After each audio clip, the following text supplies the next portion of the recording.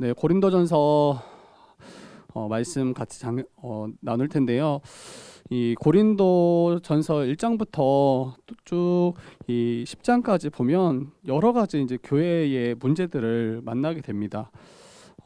이 지도자에 따라서 그 당을 짓고 이제 이 지도자들이 당을 나누는 게 아니죠. 이제 성도들이 나는 이제 개밥하다.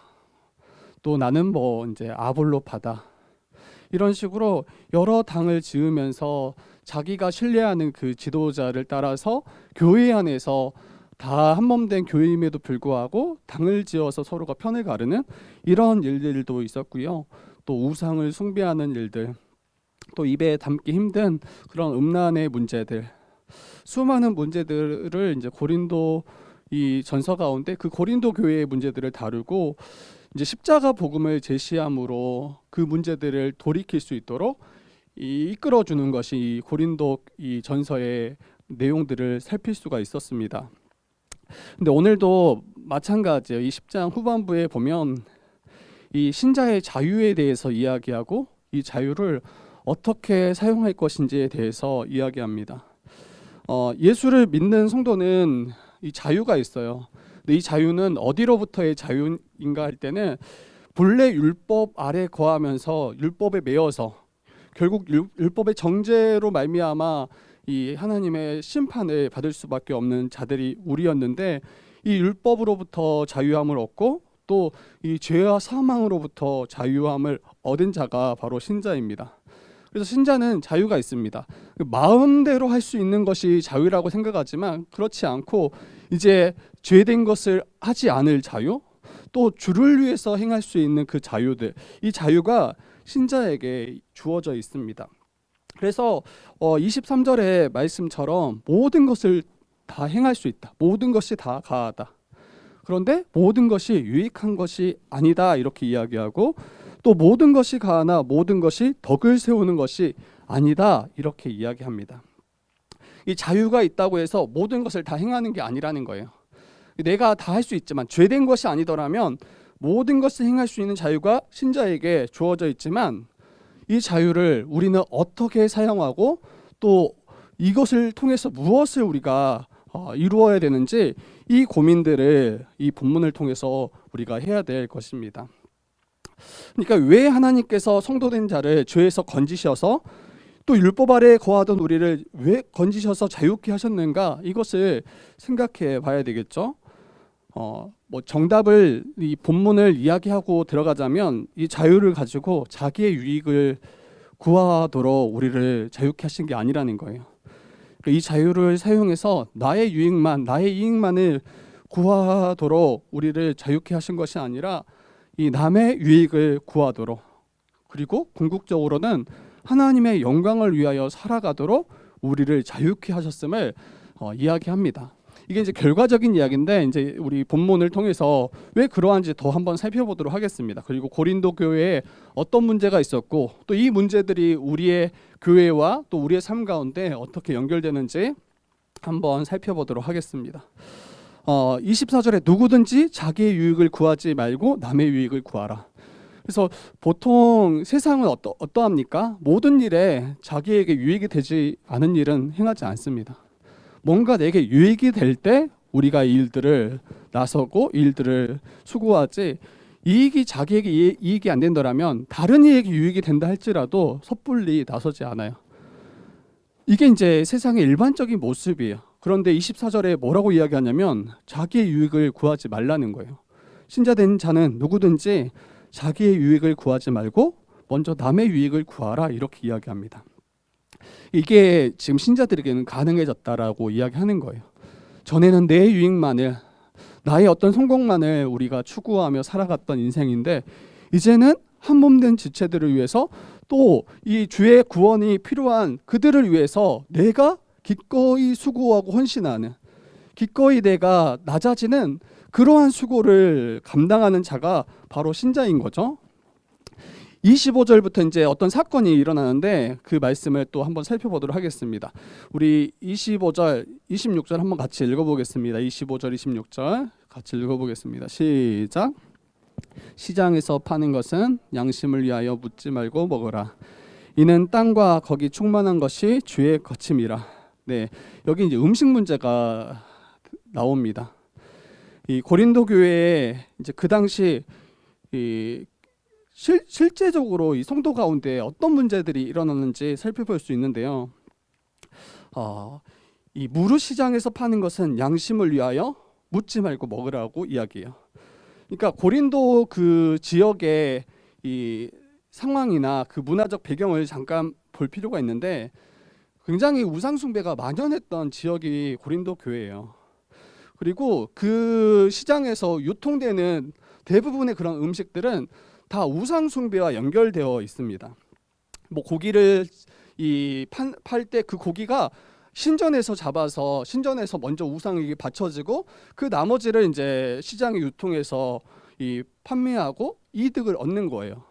그래서 이 신자된 자, 이제 예수 그리스도를 믿어서 우상으로부터 자유함을 얻고 하나님의 백성된 신자들이 이 음식을 우리가 먹을 때 이게 우상 숭배, 우상에게 바쳐진 음식이라면 그것을 먹으면 우상 숭배에 참여한 거 아니냐, 이런 인식들이 이제 그 당시 또 교회 가운데 있었던 거죠. 그런데 이제 이 자유함을 얻어서 분명히 이 복음을 아는 자들은 거기에 개의치 않아도 되는 거예요. 이것이 우상 숭배에 쓰여진 음식이든 아니든 상관없이 26절에서 이야기하는 것처럼 이 땅과 이는 땅과 거기 충만한 것이 다 주의 것이기 때문이에요. 그러니까 이게 우상에게 드려진 음식이든 아니든 상관없이 그 음식을 누가 창조하시고 존재케 하시냐는 거예요.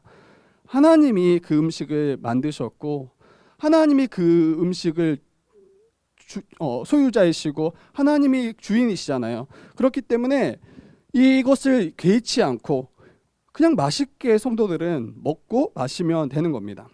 그런데 양심을 위해서는 묻지 말래요. 양심을 위해서 묻지 말라. 근데 이게 누구의 양심인지 뒤에 27, 28절도 똑같아요. 27, 28절에 불신자 중에 누군가가 너희를 청할 때, 그러니까 아마 집에 초청을 하는 거겠죠. 근데 그때 너희 앞에 차려놓은 음식을 양심을 위하여 묻지 말고 먹으라. 그러니까 대부분 그 고린도 교회에 거하는 이들은 다 우상 숭배와 뗄래야 뗄 수가 없어요. 거의 다 우상을 섬겼던 이들로 봐야 될 것입니다. 근데 그들이 초대해서 음식을 제공할 때 그 음식도 어떻게 했냐는 거예요. 거의 다 우상 숭배에 쓰였던 그런 음식들이에요. 그런데 뭐라고 이야기합니까? 묻지 말고, 양심을 위하여 묻지 말고 먹으라고 이야기해요. 먹으라고. 28절에 누가 너희에게 이것이 재물이라 말하거든 알게 한 자와 그 양심을 위하여 먹지 말라. 그러니까 같이 식사하는데 이거 우상 숭배에 쓰였던 음식인데 괜찮습니까? 이렇게 누군가 묻는다라면 그것을 알게 한 자, 그걸 말한 자와 그의 양심을 위해서, 그러니까 이것을 말한 자의 그 양심을 위해서 먹지 말아라, 이렇게 이야기하는 거예요.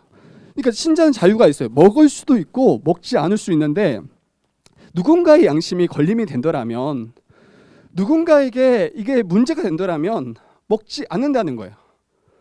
여러분 29절에 분명히 이야기하죠. 내가 말한 양심은 너희의 것이 아니다. 이게 신자의 양심은 어때요? 여기에 더 이상 개의치 않아요. 이게 하나님의 것임을 알고 이것을 감사함으로 받을 때 전혀 문제가 안 된다는 것을 성도는 압니다. 저와 여러분도 마찬가지예요. 혹시 이제 집에서 제사를 지내는 경우가 있잖아요. 근데 그게 우상 숭배죠. 어찌 보면 우상 숭배인데, 예전에는 어때요? 그 자리에 차려진 이제 조상이나 무언가에 차려진 그 음식은 우상 숭배했던 그 음식이잖아요. 근데 저도 그거 먹으면 큰일 난다고 생각했어요. 이거 먹으면 우상을 숭배하는 그 일에 가담했다고 생각하고 굉장히 여기에 대해서 두려움이 컸습니다. 그리고 그렇게 저도 배워왔어요. 그런데 본문을 보면 어때요? 개의치 말라는 거예요. 왜? 주의 것이니까. 혹시나 같이 그 자리에 있었던 누군가가 내가 그 음식을 먹음으로 걸림이 된다라면 드시지 말면 되는 거예요. 이게 바로 이제 신자가 가진 자유인 것이죠. 신자가 가진 자유인 거예요. 그래서 어, 우리의 유익이라면 어때요? 먹고 마시는 게 내게 유익이 돼요. 맛있는 음식 그렇게 잘 차려져 있는데 굳이 안 먹을 이유가 어디 있습니까? 그런데 다른 사람들에게, 다른 이에게 유익이 되냐 물었을 때 그게 유익이 되지 않는다라면 여러분 안 먹어야 되는 거예요. 여러분, 이런 문제가 우리 일상에서 어떤 부분에 이런 일들이 있을까요? 저는 뭐 여러 가지 이야기를 할 수 있는데 아마 술 문제가 이런 문제 중에 하나일 것 같아요. 술을 마시는 그 자체가 죄가 아닙니다. 그러면 술 마셔도 됩니까? 이렇게 물을 거예요. 그런데 신자는 마시지 않는다는 거예요. 여러분, 술은 죄가 아니에요. 외국에 있는 대부분 교회는 술을 마셔요. 그러면 외국에서 살아가는 신자들이 가진 성경과 한국 이 땅에서 살아가는 우리 한국 교회 신자들의 성경이 다르냐는 거예요. 외국에서는 죄가 아닌데 한국에서는 죄가 되냐는 거예요. 죄가 아니에요. 죄가 아니에요. 그런데 한국이라는 문화에서 왜 술이 마치 죄와 같이 여겨지고 이것을 금했는지를 우리가 살펴봐야 되죠. 여러분, 외국에서의 술 문화는 뭐 먹고 마시자 이런 문화가 아니에요. 그 영화나 드라마 보면 어때요? 그렇게 뭐 바나 이렇게 술을 판매하는 데 보면 술 한 잔을 시켜요. 그러지 않아요? 술 한 병을 갖다 놓고 계속 마시는 게 아니라 뭐 위스키 한 잔 주세요. 뭐 이런 식으로 한단 말이에요. 그러니까 그것을 술을 취하고 자기 몸을 주체할 수 없을 정도로 술을 마시는 문화가 아니에요. 외국에 있는 대부분의 문화는. 근데 한국 문화는 어떻습니까? 거의 이제 술을 거의 들이붓다 할 정도로 이제 술에 빠지는 정도로. 그래서 결국에는 어떤 문제들을 야기시키는 그 정도로 이 술을 마시는 문화가 한국 문화예요. 물론 안 그러신 분도 있을 거예요. 그런데 이제 구한 말에 선교사들이 처음 복음을 가지고 이 한국 땅에 들어왔을 때 그때 사회적 그런 상황들을 보면 어때요? 굉장히 술을 즐깁니다. 그리고 이 술을 즐기는 정도를 넘어서 굉장히 많이 마셔요. 한국 문화가 거의 뭐 항아리를 갖다가 놓고 옆에서 한 잔씩 한 잔씩 걸치고. 근데 그분들이 술 취해서 어때요? 술 주정을 부리고 또 가정에 가서 아이들을 뭔가 학대하고 또 뭐 자기의 아내를 그렇게 학대하고 여러 가지 사회적 문제들을 굉장히 많이 만들어내는 게 이 술이었어요. 그리고 여러분, 그 당시 때는 또 양반이랑 평민의 이런 신분의 차이가 있었잖아요. 양반들이 술을 마시고 술 잔뜩 마시고 굉장히 여러 가지 문제들을 만들어냈을 때 그것을 제재할 수가 없는 거예요. 마땅히 술 마시고 그렇게 실수한 것이 괜찮다라고 여기는 거예요. 옆에서는 죽어가는데. 여러분, 이게 믿는 신자의 삶에 그 당시 맥락에서 결코 맞지 않는 거예요. 술 마시는 것이 거의 죄와 동일하게끔 여겨지는 그런 문화적 배경에 한국이 있었기 때문에 이 술을 선교사들이 금지하고 술 마시는 것을 마치 죄와 같이 여겼던 상황인 거예요. 그래서 여러분, 우리는 분명히 알아야 돼요. 이 자유가 있어요. 술을 마셔도 된다니까요. 제가 전에 이제 청년들한테 이런 이야기 했던 것 같아요. 여러분, 이제 신혼여행 가시면 뭐 첫날 밤에 와인 한 잔씩 같이 나누고 분위기를 내도 된다. 와인 술이잖아요. 괜찮다니까요. 근데 여러분, 이제 이걸 오해하시면 안 돼요. 누군가에게 한국 문화는 아까도 이야기했던 것처럼 이 술 자체가 가지고 오는 긍정적인 요소들은 매우 적어요.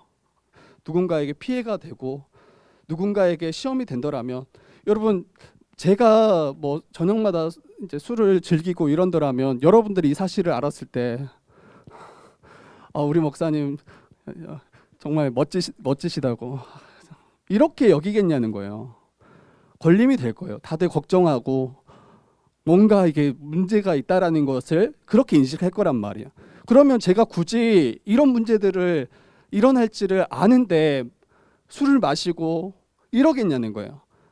맞지 않은 거죠. 여러분들의 신앙을 위해서 또 다른 이들에게 유익을 위해서 마시지 않는 것이 이것이 합당한 이 신자의 모습이라는 겁니다. 그리고 저는 이제 교회 안에서도 이런 부분들이 충분히 있을 것 같아요. 뭐 이제 찬양에 관련돼서도 충분히 있을 수 있을 것 같아요. 어떤 분들은 이제 요즘의 그런 이 음악적인 그런 감각을 가진 여러 이제 굉장히 좋은 그런 찬양들이 많이 있잖아요. 근데 찬양팀을 섬기다 보면 또 젊은이들로 이제 이루어진 그 찬양팀을 보면 이제 그 찬양들이 굉장히 이제 비트도 좋고 또 굉장히 박자도 신선해요. 예전 때 분들은 어때요? 거의 딱 정박자, 딱딱딱딱 맞아 떨어진다라면 요즘에는 억박자로 막 들어가고 이런 게 굉장히 많죠. 그래서 이제 젊은이들이 이제 찬양 팀으로 이제 이루어지고 그렇게 인도할 때 거기에 대해서 이제 양쪽이 서로 이제 낙심이 되는 거예요. 앞에서 찬양을 인도하는 분들은 굉장히 이제 은혜 가운데 찬양을 또 이끌어 가는데 따라오는 이들이 거기에 반응하지 않는 거예요. 근데 왜 반응하지 않는가를 이제 고민하고 이런 생각들을 또 해야 되는데 이제 어떤 분들은 믿음이 없다. 그분들이 마음이 없다. 예배에 마음이 없다. 이렇게 여기면서 이제 정죄하게 되고 또 상대적으로 또 그 예배에 있는 분들은 우리에 대한 배려가 없다. 이게 너무 생소한 곡들이고 또 너무 어려운 박자다 보니까 입을 차마 뗄 수 없는 그런 상황들에 대해서 서로 갈등하고 또 서로 어려움을 있는 것들을 이제 교회에서 여러 번 봤던 것 같아요. 근데 이 문제도 똑같아요. 우리는 어떤 원리에서 이 부분들을 다뤄가야 됩니까? 이것이 내가 아닌 나의 유익이 아닌 다른 이에게 유익이 되느냐 안 되느냐. 여러분 나는 이 뭐 요즘 찬양들을 하는 것이 내게 유익이 되는 거예요. 왜? 너무 좋으니까. 또 너무 이게 가사들도 얼마나 정말 이 좋은 내용들이 많이 있어요. 근데 예전 찬양들을 보면 막 그렇게 뭔가 디테일하게 들어가 보면 아주 단순해요. 뭐 성령 충만을 받으라. 계속 똑같은 거 금방금방 반복되고. 근데 이제 그때 이제 우리 어른들이 이 찬양에도 은혜 받았던 것들이 많이 있죠. 그래서 이게 내게는 큰 유익이 없다 할지라도 다른 이에게 유익이 된다면 그것을 우리가 맞춰주는 것. 이게 아마 교회의 모습이어야 될 거예요. 반대도 마찬가지예요. 우리 어른들이 찬양을 할 때 요즘 세대가 앞으로 또 나아가야 될 방향들이 있기 때문에 거기에 대해서 이해해주고 어려워도 함께 기쁨으로 또 참여하고 입을 떼는 거. 이게 아마 이 서로에게 유익이 되는 부분들이 되겠죠. 그래서 이러한 교회적인 상황들과 문제들이 무엇인지 같이 고민하면서 우리가 이 문제들이 서로에게 유익이 되는 방향에서 가져가는 것이 좋습니다. 마치 이게 진리의 문제인 것처럼 이렇게 여기는 것은 결국 또 다른 문제들을 만들어내는 경우들이 많이 있는 것 같습니다. 여러분 그래서 이걸 전체적으로 우리가 한번 정리해서 보면 이게 31절이에요. 31절. 한번 우리 같이 읽어보겠습니다. 31절입니다. 시작. 그런즉 너희가 먹든지 마시든지 무엇을 하든지 다 하나님의 영광을 위하여 하라. 네. 그래서 성도는 자기의 유익을 먼저 구하는 자가 아니다. 다른 이의 유익을 구하는 자다. 이러한 원리를 따라서 세상과 교회 가운데 행할 때 성도들의 삶을 통해서 하나님께서 영광 받으시는 거예요. 여러분 어떠할 때 하나님께서 영광 받으시는지 잘 생각해 보셔야 돼요. 하나님께서 영광 받으시는 것은 오늘 말씀을 우리가 살펴봤을 때 먹든지 마시든지 무엇을 하든지 하나님의 영광을 위하여 하라. 어떠할 때 하나님께서 영광 받으세요? 나의 유익을 구하는 것이 아니라 다른 이의 유익을 구하고 그들을 세울 때, 그들을 바르게 할 때, 이때 하나님께서 영광 받으시는 거예요. 반대로 성도들이 자신의 유익만을 구하고 다른 이의 유익을 구하지 않는다라면 하나님의 영광을 가리우는 일이 될 수 있는 거죠. 그래서 하나님의 영광은 성도들이 이웃을 사랑하는 그 삶을 통해서 이 하나님의 영광을 올려드릴 수 있고 나타낼 수 있는 것입니다. 이 32절에 이렇게 이야기하죠. 유대인에게나 헬라인에게나 하나님의 교회에나 거치는 자가 되지 말고. 네, 이게 하나님께 영광이 되지 않는 거예요. 누군가에게 거치는 자, 누군가를 걸려 넘어지게 하는 자는 결국에는 하나님의 영광을 가리우게 되는 거예요. 자기의 유익만을 구할 때 이런 일들이 일어나기 시작합니다. 다른 이의 유익을 구하지 않고 결국 나만의 유익을 구할 때 다른 이가 걸려 넘어지고 그 결과로 그가 믿는 하나님 또 그가 믿는 그 복음조차도 귀를 막거나 이 복음을 막아버리는 일들을 우리가 경험하게 되는 거예요. 그래서 성도된 우리를 통해서 우리가 다른 이에게 유익이 되고 있는지 또 교회에 덕이 되고 있는지 이러한 삶을 살아갈 때 하나님의 영광이 나타난다라는 것을 분명히 기억하셔야 돼요. 우리가 흔히 이제 오해하는 지점 중에 하나가 하나님의 영광인 것 같아요. 어때요? 이제 뭐 명문대에 뭐 수석으로 합격한다거나 뭐 대기업에서 취업하고 또 오르기 어려운 그런 자리에 진급한다거나 또 어떤 이들은 큰 상을 이제 수상하는 그 자리에 서거나 이때 이제 하나님께 영광이 되어지고 하나님께 영광 돌린다. 하나님의 영광을 위해 살았다. 이렇게 여기는 그런 시선들도 많이 있었던 것 같아요. 특히 뭐 연예인들이 이제 수상 소감할 때 믿는 연예인들이 이제 먼저 이제 고백하는 것이 하나님께 영광을 돌립니다. 너무 귀하고 너무 좋은 것 같아요. 그런데 더 중요한 것은 뭡니까? 그 고백한 이가 그가 살아가는 일상의 삶 가운데 자기만을 위하지 않고 다른 이를 배려하고 다른 이들을 위해서 그들의 유익을 위해서 애쓰고 힘쓰는 것이 있는가, 이게 더 중요한 것 같아요. 어떤 분들은 뭐 정확히 뭐 이야기 잘 모르겠지만 어떤 분들은 굉장히 그런 자리에서 잘 하나님의 영광을 드러내는 것처럼 보이지만 그 삶을 보면 뭐 갑질, 다른 일을 고통케 하고 어렵게 하고 힘들게 하고, 만약 그러한 삶의 방식으로 살아간다면 결국 하나님의 영광을 가리는 거가 되겠죠. 더 이제 낙심하고 더 실망하게 되겠죠. 그래서 하나님의 영광을 위해서 살아가는 것이 어떠한 삶인지 우리가 다시 한번 생각해 봤으면 좋겠습니다. 나의 출세나 성공, 내가 어떤 업적을 남기는 것, 그것이 아니라 내가 다른 지체를 위해서, 다른 일을 위해서, 아직 믿음을 갖지 못한 이들을 위해서 우리가 사랑으로 섬기고 그들의 유익을 구하고 있는지, 이러한 삶이 결과적으로 하나님께 영광이 되어진다는 것을 우리가 기억하며 나아가면 좋겠습니다. 여러분, 예수님은 이렇게 말씀하세요. 누구든지 나를 믿는 이 작은 자 중에 하나를 실족하게 하면 차라리 연자맷돌을 그 목에 달려서 깊은 바다에 빠뜨리는 것이 낫다.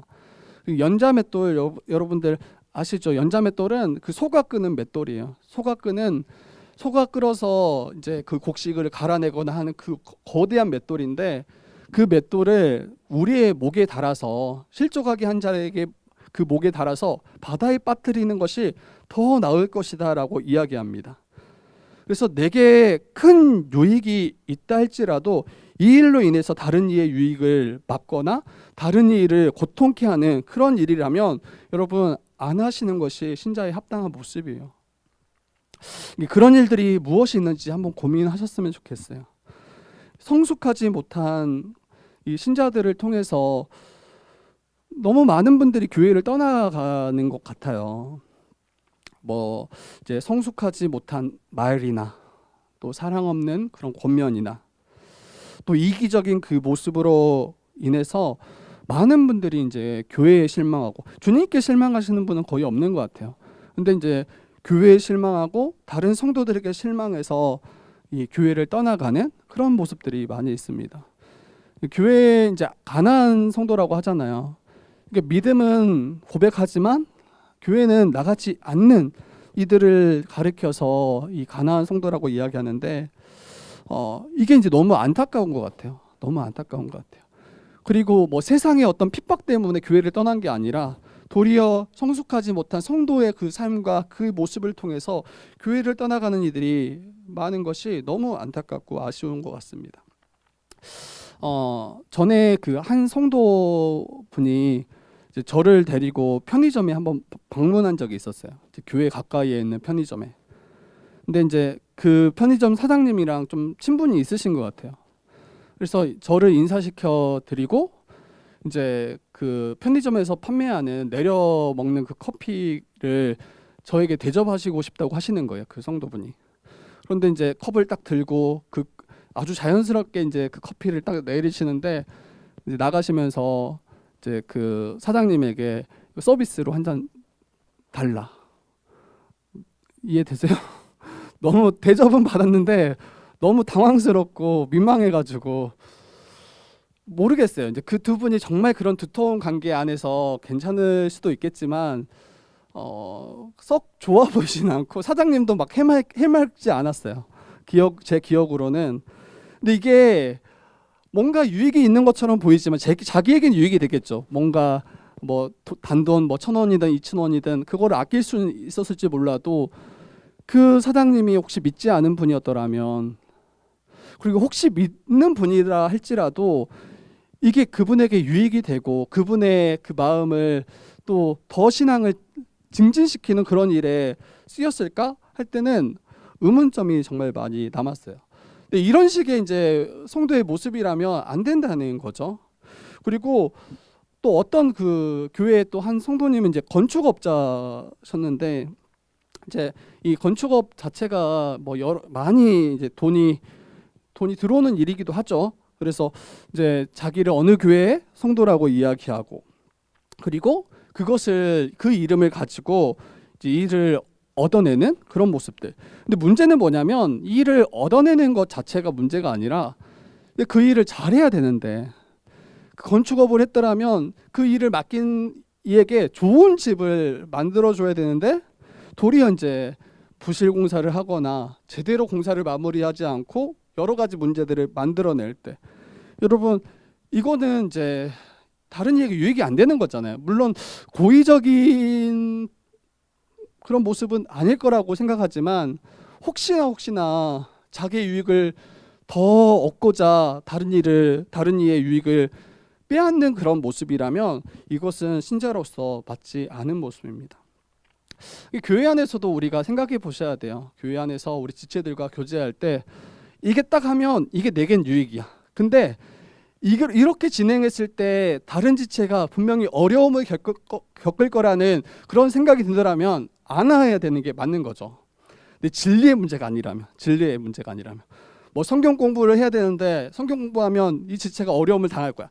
이런 거는 해야 돼요. 그 지체를 위해서 해야 되는 게 맞는데, 그것 아닌 뭐 우리 같이 교제할 때 어떤 음식을 결정하는 거거나 아니면 우리의 교회 행사를 할 때 어떤 일들을 결정하는 그런 본질이 아닌 문제들에 있어서 다른 이가 걸려 넘어지는 그런 시험이 될 만한 일이 있더라면 거기에 대해서는 우리가 마음을 넓게 열고 그 지체에게 더 유익이 되는 일을 우리가 결정하는 거죠.